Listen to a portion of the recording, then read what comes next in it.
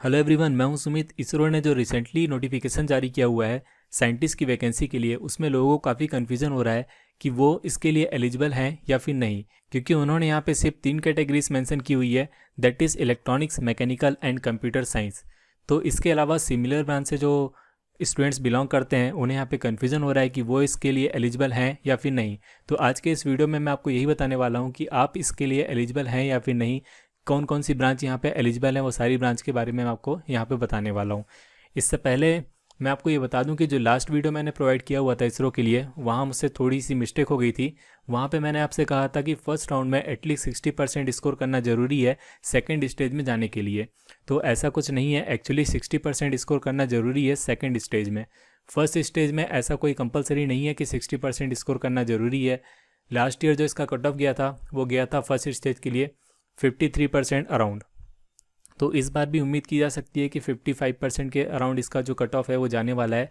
पर आप at least practice कीजिए 60% के लिए, ताकि आप सिक्योर रहें सेकंड स्टेज में जाने के लिए। एंड फर्स्ट स्टेज के जो मार्क्स हैं वो कंसिडर नहीं किए जाएंगे सेकंड स्टेज में।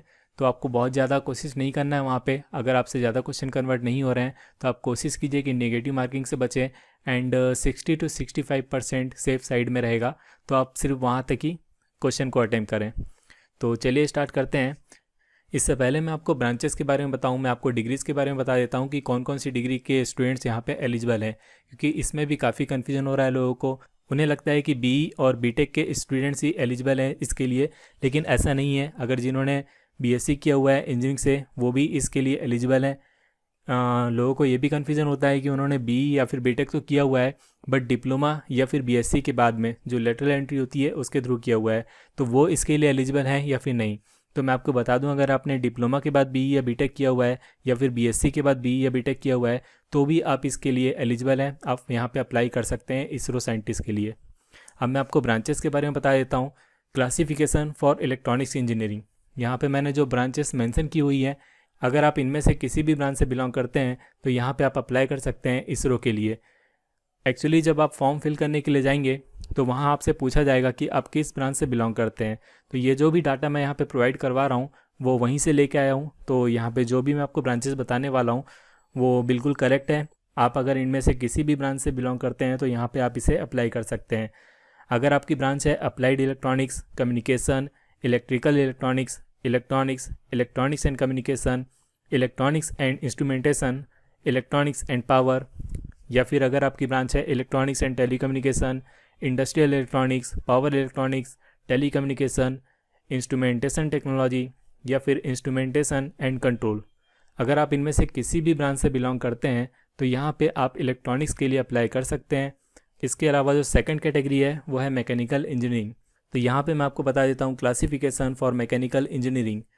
अगर आपकी ब्रांच है industrial engineering, industrial management, industrial production, manufacturing science engineering, या फिर मैकेनिकल इंजीनियरिंग, मेटलर्जिकल, या फिर अगर आपकी ब्रांच है production engineering, production management, aeronautical engineering, aerospace engineering, या फिर मैकेट्रॉनिक्स, तो यहाँ पे आप मैकेनिकल के लिए अप्लाई कर सकते हैं।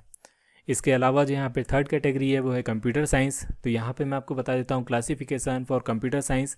अगर आपकी ब्रांच है कंप्यूटर साइंस, इंफॉर्मेशन साइंस, या फिर इंफॉर्मेशन टेक्नोलॉजी, तो यहाँ पे आप कंप्यूटर साइंस के लिए अप्लाई कर सकते हैं।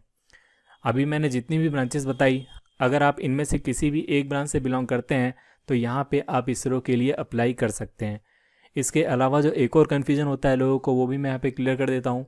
काफ़ी स्टूडेंट्स को ये लगता है कि अगर उनके 65% है थ्रू आउट तो वो इस पेपर के लिए एलिजिबल है, लेकिन ऐसा नहीं है। 65% अगर आपके हैं थ्रू आउट तो आप यहाँ पे इसरो के लिए अप्लाई कर सकते हैं, लेकिन आप पेपर के लिए एलिजिबल हैं या फिर नहीं ये इसरो जो है बाद में शॉर्ट लिस्टेड करेगा कैंडिडेट को और आपको ईमेल के थ्रू नोटिफाई करेगा। तो फिलहाल बस इस वीडियो में इतना ही। अगर आपको ये वीडियो अच्छा लगा तो इसे लाइक कीजिए, शेयर कीजिए अपने दोस्तों को, एंड अगर आपने हमारे चैनल को अब तक सब्सक्राइब नहीं किया हुआ है तो इसे सब्सक्राइब कीजिए। और अगर आपको कुछ डाउट है तो नीचे आप कमेंट बॉक्स में कमेंट कर सकते हैं। Thank you.